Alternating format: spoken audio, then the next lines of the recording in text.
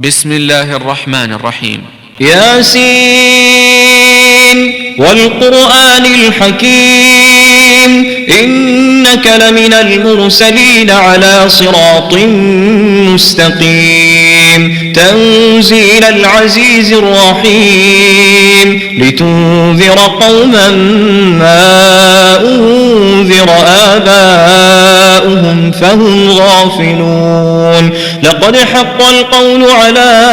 أكثرهم فهم لا يؤمنون إنا جعلنا في أعناقهم أغلالا فهي إلى الأذقان فهم مقمحون وجعلنا من بين أيديهم سدا ومن خلفهم سدا فأغشيناهم فهم لا يبصرون وسواء عليهم أأنذرتهم أم لم تنذرهم لا يؤمنون إنما تنذر من اتبع الذكر وخشي الرحمن بالغيب فبشره بمغفرة وأجر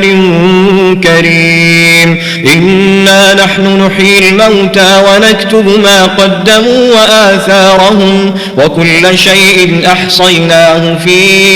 إمام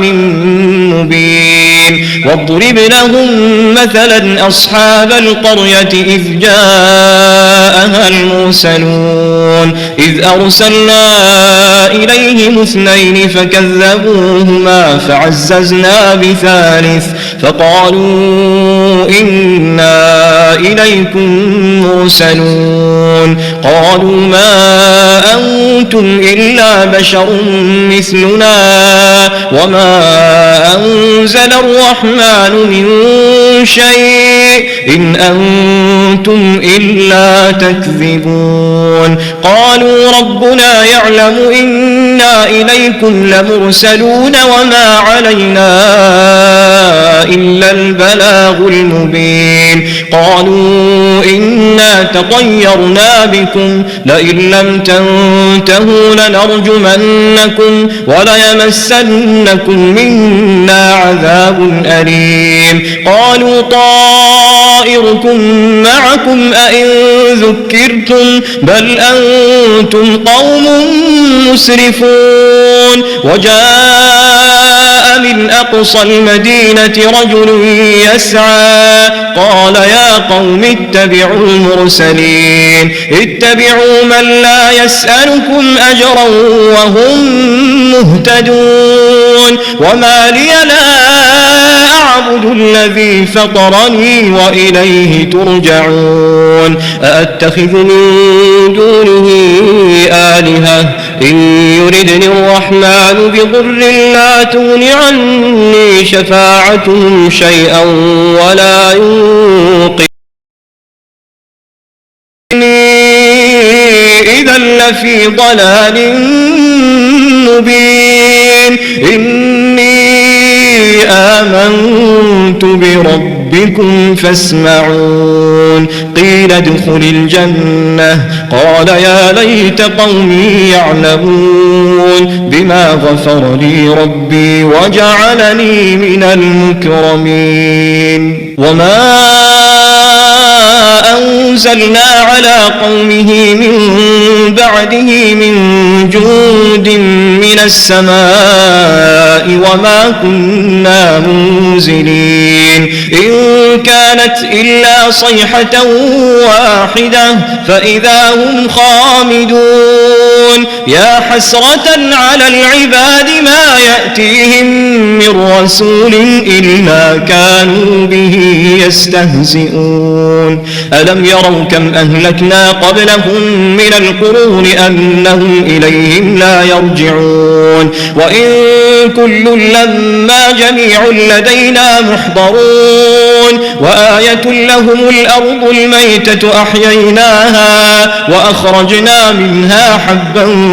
فمنه يأكلون وجعلنا فيها جنات من نخيل وأعناب الأعناب وفجرنا فيها من العيون ليأكلوا من ثمره وما عملته أيديهم أفلا يشكرون سبحان الذي خلق الأزواج كلها مما تنبت الأرض ومن أنفسهم ومما لا يعلمون وآية لهم الليل نسلخ منه النهار فإذا هم مظلمون والشمس تجري لمستقر لها ذلك تقدير العزيز العليم والقمر قدرناه منازل حتى عاد كالعرجون القديم لا الشمس ينبغي لها أن تدرك القمر ولا الليل سابق النهار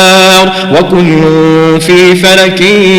يسبحون وآية لهم أنا حملنا ذريتهم في الفلك المشحون وخلقنا لهم من مثله ما يركبون وإن نشأ نغرقهم فلا صريخ لهم ولا هم ينقذون إلا رحمة منا ومتاعا إلى حين وإذا قيل لهم اتقوا ما بين أيديكم وما خلفكم لعلكم ترحمون وما تأتيهم من آية من آيات ربهم إلا كانوا عنها معرضين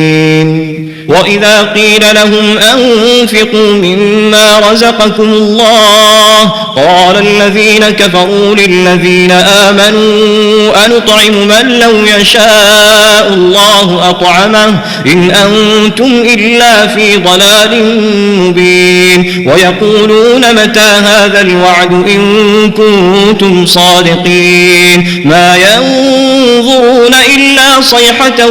واحدة تأخذهم وهم يخصمون فلا يستطيعون توصية ولا إلى أهلهم يرجعون ونفخ في الصور فإذا هم من الأجداث إلى ربهم ينسلون قالوا يا ويلنا من بعثنا من مرقدنا هذا ما وعد الرحمن وصدق المرسلون إن كانت إلا صيحة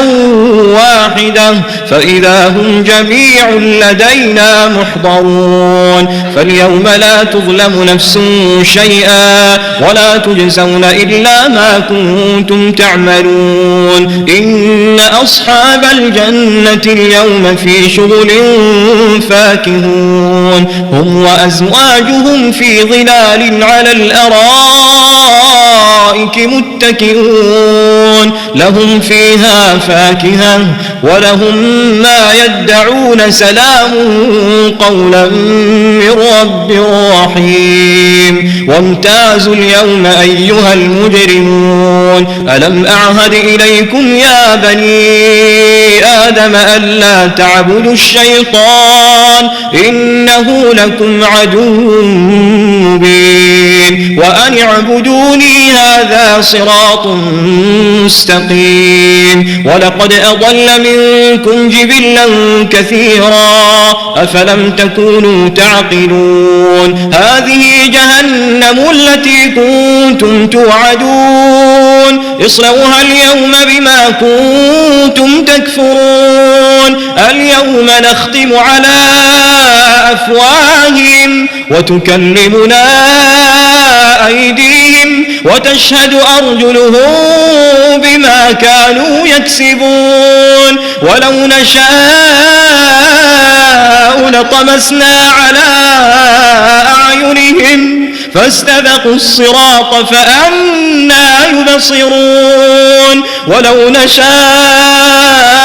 لمسخناهم على مكانتهم فما استطاعوا مضيا ولا يرجعون ومن نعمره ننكسه في الخلق أفلا يعقلون وما علمناه الشعر وما ينبغي له إن هو إلا ذكر وقرآن مبين لينذر من كان حيا ويحق القول على الكافرين أولم يروا أنا خلقنا لهم مما عملت أيدينا أنعاما فهم لها مالكون وذللناها لهم فمنها ركوبهم ومنها يأكلون ولهم فيها منافع ومشارب أفلا يشكرون واتخذوا من دون الله آلهة لعلهم ينصرون لا يستطيعون نصرهم وهم لهم جند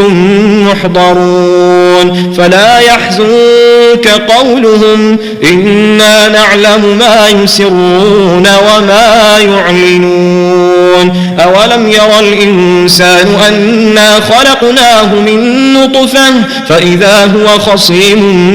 مبين وضرب لنا مثلا ونسي خلقه قال من يحيي العظام وهي رميم قل يحييها الذي أنشأها أول مرة وهو بكل خلق عليم الذي جعل لكم من الشجر الأخضر نارا فإذا أنتم منه توقدون أوليس الذي خلق السماوات والأرض بقادر على أن يخلق مثلهم بلى وهو الخلاق العليم إنما أمره إذا أراد شيئا أن يقول له كن فيكون فسبحان الذي بيده ملكوت كل شيء وإليه ترجعون। कुरान का दिल कुरान पाक की किस सूरत को कहा जाता है कि ये है कुरान पाक की सूरत का दिल। और हर एक चीज़ का दिल होता है, इसी तरह से कुरान पाक की दिल जो है वो है सूरत यासीन। सूरत यासीन घर में बरकत के लिए और ख़ास तौर पर सुबह के वक़्त आप सुनते होंगे सूरत यासीन, सूरत रहमान, सूरत वाक़िया। तो ये सूरत रहमान कुरान की दुल्हन है और सूरत यासीन कुरान का दिल है। इसे पढ़ता रहा करें। और अक्सर आपने सुना होगा, देखा होगा अपनी आँखों से, कब्र के पास जब भी जाते हैं आपने देखा अक्सर सूरत यासीन पढ़ रहे होते हैं। घर में बेसुकूनी हो, घर में बरकत के लिए और इसे ज़हनी सुकून के लिए सूरत यासीन, सूरत रहमान, सूरत वाक़िया, कुरान पाक की तिलावत पढ़नी चाहिए, कुरान की तिलावत करनी चाहिए। अल्लाह पाक हमें कब्र के अज़ाब से बचाए, अल्लाह पाक हमारी मुश्किलात आसान करे। साथ साथ कोशिश क्या करें कुरान पाक की तिलावत के साथ तर्जमा भी पढ़ने से इंसान को ज़हनी सुकून और इंसान को पता चलता है कि हमने ज़िंदगी कैसे गुजारनी है। हर काम करने से पहले आप पढ़ते हैं कि बिस्मिल्लाहिर्रहमानिर्रहीम। इसका तर्जमा भी पढ़ना समझना चाहिए। बिस्मिल्लाहिर्रहमानिर्रहीम का तर्जमा है अल्लाह के नाम से शुरू जो निहायत मेहरबान रहमत वाला है।